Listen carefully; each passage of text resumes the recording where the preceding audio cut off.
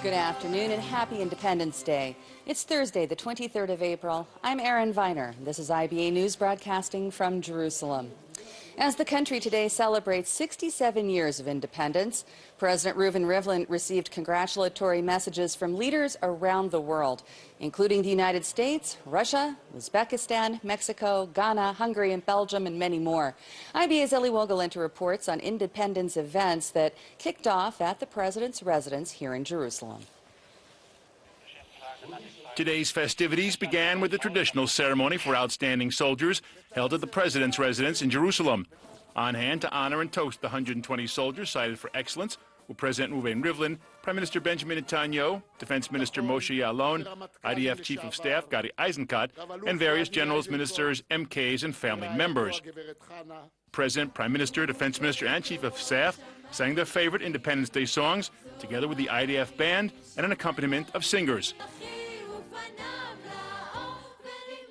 In his remarks to the soldiers, President Rivlin thanked them for their commitment and dedication. "You are the proof that though we are forced to bear arms," Rivlin said, "it does not mean we sacrifice our social, traditional, and humanitarian values. On the contrary, you are testament to the fact that the IDF is outstanding, not because of its force, but because of its spirit." Chief of Staff Gadi Eisenkot told the soldiers that the IDF will make every effort to bring home Oron Shaul for burial. Shaul, who received the Excellence Award last Independence Day, was killed in Operation Protective Edge last summer. Hamas is still holding his body, as well as the body of Givati Brigade officer Hadar Golden. Also this morning, the annual International Bible Contest was held at the Jerusalem Theater, with 67 contestants from 33 countries taking part. The winner was Ayal Yitzhak Matas from Rehovot. Yisrael El-Grabli of Jerusalem took second place in the contest. Today's celebrations will culminate tonight at the Jerusalem Theater with the traditional awarding of the Israel Prize to Israeli citizens or groups that have demonstrated excellence or broken ground in their area of expertise. Eli Wogelenter, IBA News. Independence celebrations commenced with a festive state ceremony at Mount Herzl in the capital last night, in a stark transition with the conclusion of memorial services for the nation's fallen soldiers and victims of terror. The heart of the commemorations was the annual torch-lighting ceremony, which was attended by thousands. 12 beacons, representing each of the tribes of Israel, were lighted by 14 citizens described as trailblazers, recognized for their outstanding achievements and contributions to the state. This year's honorees included Israeli Arab journalist Lucy Aharish, who appealed for peace, tolerance, and hope during her address, concluding in Arabic by saying, "For our honor as human beings, this is our country and there is no other." Businessman Rami Levy was also among those selected, as was the inventor of the Waze navigation application, Ehud Shabtai, and the chief developer of the Iron Dome missile defense system, Dr. Danny Gold. The ceremony was followed by a flag procession and a fireworks display over the Capitol.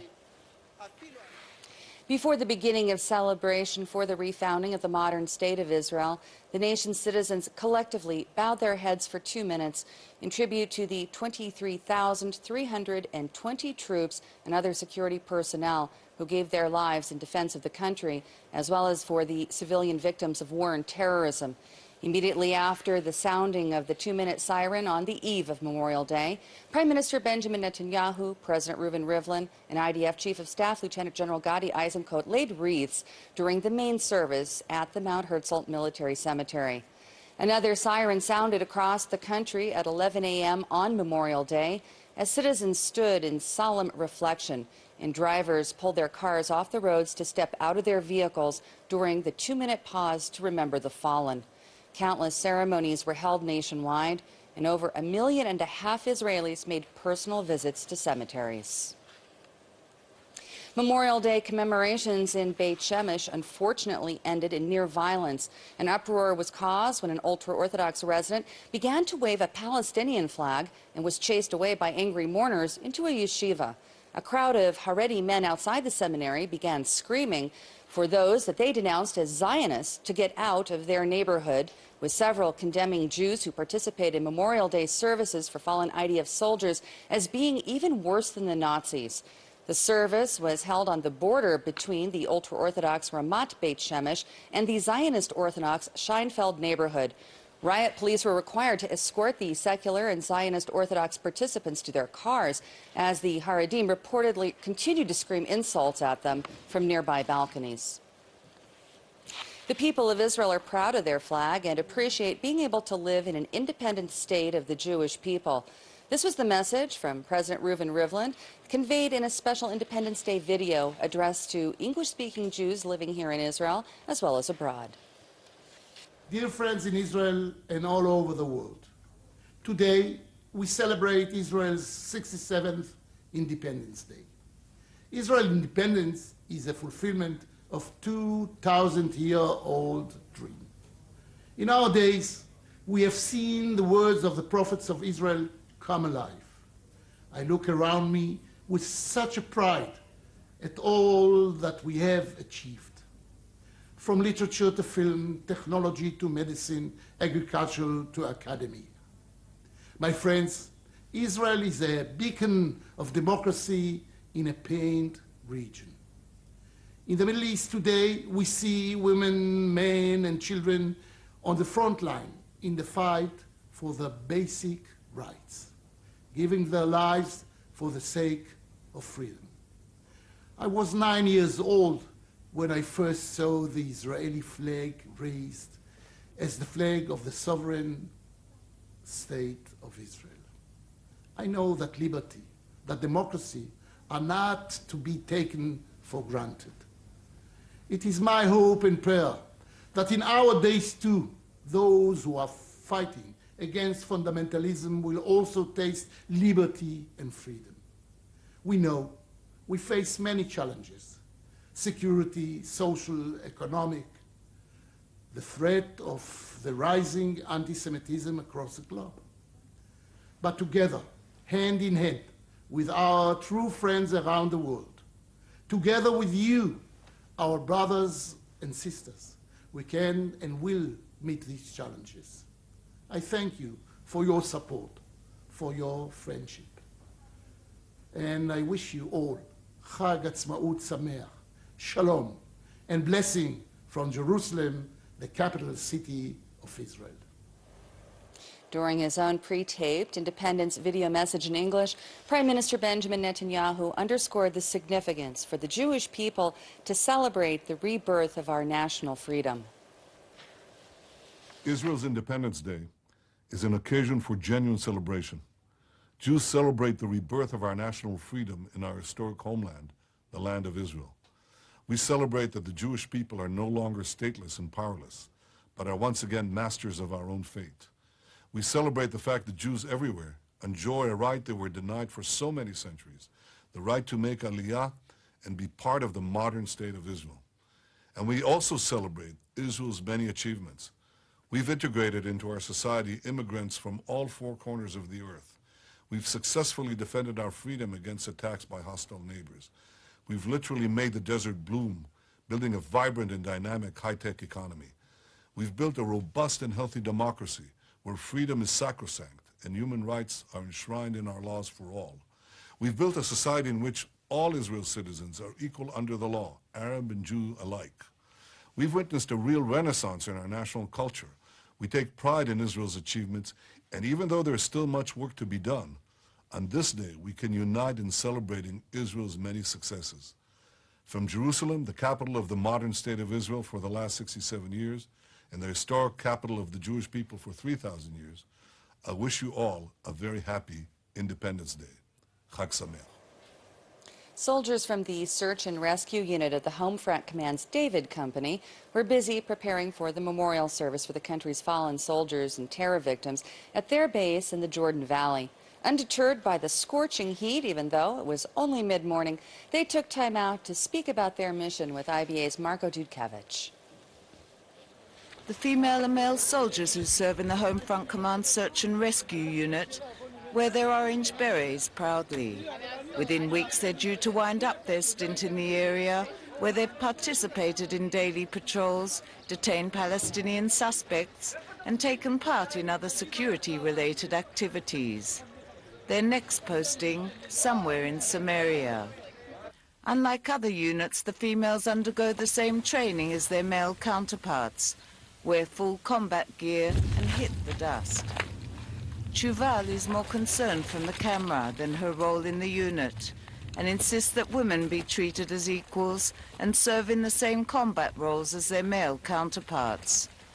All those who serve in the Home Front Command Search and Rescue Unit are obliged to sign up for 3 years of compulsory military service.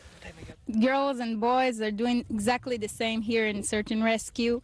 We also arrest terrorists. We also go into the villages of the Palestinians, areas. We wear the vest, we have our weapons, and we do exactly the same things. Before joining the Home Front Command, Elisheva from Sydney, Australia, served a year of national service, even though she is religious and could have received an exemption from army service. And I decided that it's important for me as an Ola Kharasha to join the army, to enlist, and I wanted a good tafkid with a lot of challenges, and I wanted to really feel, part of something bigger than myself. So I thought, what's better than saving lives? So what we do is we're combat soldiers, but we're also search and rescue. So our focus is both on defending the country as well as saving anyone who's in trouble. Yasmin, a lone soldier from Georgia in the United States, says her parents fully supported her decision to sign up and insists she enjoys each day. I'm a lone soldier. I made Aliyah 2 years ago from Georgia. I joined the army. I went directly to Mikveh Alon, where I did 3 months Hebrew course, and there I decided I wanted to be a combat soldier. At the time I didn't really know where I wanted to go. I just knew I wanted combat, and my mom really wanted me to get to search and rescue. So every day she would send me a new thing about it, something they did in the area, something about the unit itself, how the boys and girls, all this stuff. And in the end I was like, all right, mother knows best, I guess. So I decided to join, and every day I'm like, oh, thank God I listened to her, because I love being here. It's great. And how was the training? Was it very hard? It was hard, but it was fun. I enjoyed it. It wasn't easy mentally and physically, but it makes you feel good. Aside from their combat duties, the soldiers received training in search and rescue techniques to search for survivors buried under the rubble of buildings destroyed in missile attacks, earthquakes and typhoons. They are taught to operate tools and rescue equipment, treat people injured in chemical warfare attacks, and treat and cleanse contaminated areas. Soldiers in the Home Front Command are also sent abroad to assist disaster-stricken countries. When you go to a site, the first thing you do is you look, and you need to find the first people, the civilians that are located under the site, under the all kind of equipment, or even walls, rubble, everything that happens when a building collapses. After that, we have our own people from the unit. They come inside with the tools, with the equipment. During last summer's Operation Protective Edge, soldiers from the Home Front Command were deployed inside Gaza, as well as sites hit by rockets inside the country. Our unit from the Nafar Shishim, one of the battalions, went into Gaza to be with our forces from south, and they've been there, and with the tools that in case of emergency, if a building collapses, and some of the soldiers, they can rescue them quickly and safely. Company Commander Captain Asaf Dilla was dispatched to the Philippines in 2013 to assist the thousands trapped under rubble after a deadly typhoon devastated the country, leaving hundreds dead and wounded. During their 2-week stay, Home Front Command soldiers set up a field hospital and refurbished schools, as well as treating hundreds of injured people. They also met with the country's Prime Minister, who thanked the Israeli soldiers for their assistance. Before setting out for the Philippines, he said the commanders told the soldiers that during the Second World War, the people of the Philippines helped save hundreds of Jewish lives. Now they said it was Israel's turn to save another nation in trouble. payback time. Despite the intense heat, soldiers from David's company search and rescue unit had an important message for the Israeli public.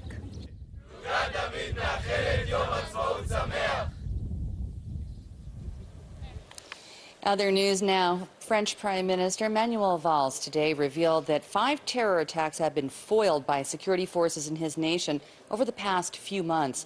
The announcement came just days after the arrest of a 24-year-old French-Algerian computer science student on charges that he planned to attack one of the 2 churches near Paris. IBA reporter Alexandra Jen brings us more on the story. Runs for an 32-year-old Aurélie Chatelet.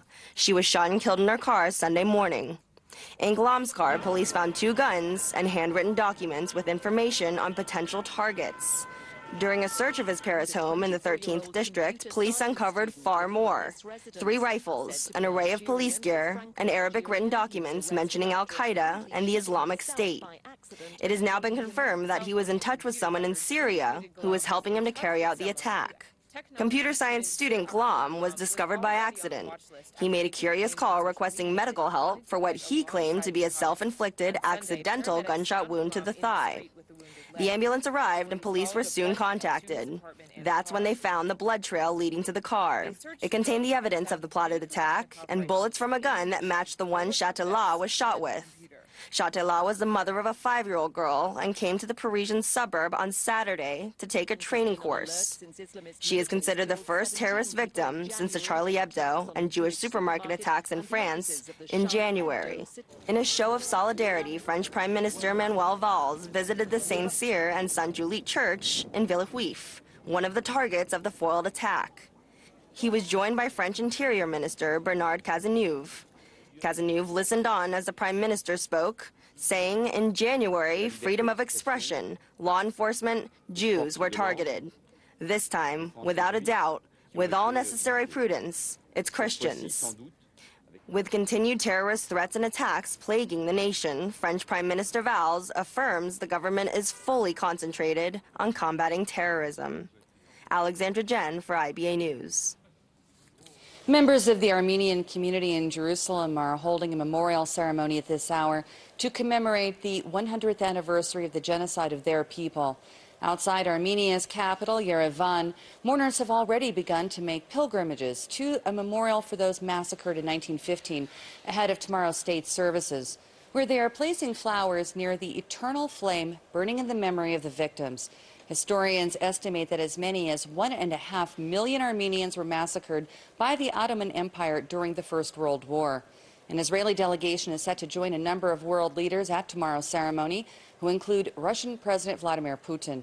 Here at home, church bells will ring out during the holding of the special services in the Armenian quarter of the Old City, which will be followed by a torch-lighted procession from the St. James Cathedral to the St. Gregory the Illuminator Church in a nearby capital neighborhood. Many Israelis didn't let today's less-than-ideal weather stop them from holding what has become traditional annual barbecues outdoors. Others headed for the nation's parks and forests to hold picnics amid the unseasonably cool temperatures and even sporadic sprinkles of rain. Authorities at the Keren Kayemet LeIsrael Jewish National Fund say that while they're prepared to welcome thousands of visitors at the country's parks and nature reserves, they emphasize the importance of picnickers lighting fires only in designated areas and being sure to extinguish all embers before leaving, as well as to please collect all of their garbage. We're very happy to be in Gan Sacher despite the weather. Thank God. We will take any weather that God gives us to be in the state of Israel. We're with students here that have come for a year or two to learn Torah here in Israel in Midrashah. And we're excited to be with the rest of Am Yisrael here in the park, eating steak and chicken and all those things, and Am Yisrael Chai. I'm so happy to be here in Gan Sacher, celebrating Yom HaAtzmaut with all my fellow brethren and my friends.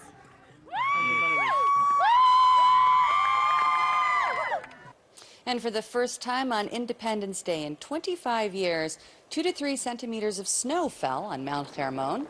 The Israel Meteorological Service says that we can expect more flurries later tonight. There was also heavy congestion on the roads due to the visitation of many national sites, including several military bases that are open to the public this one day of the year.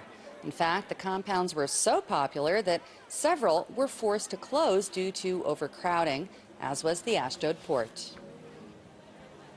In addition to more snow on Mount Hermon, we can expect occasional rain showers over much of the country throughout the night. Tomorrow, the IBA weather team tells us to expect another day of unseasonably cool temperatures and the chance of light rain in the north during the morning. Here's the forecast at home and abroad over the next 24 hours.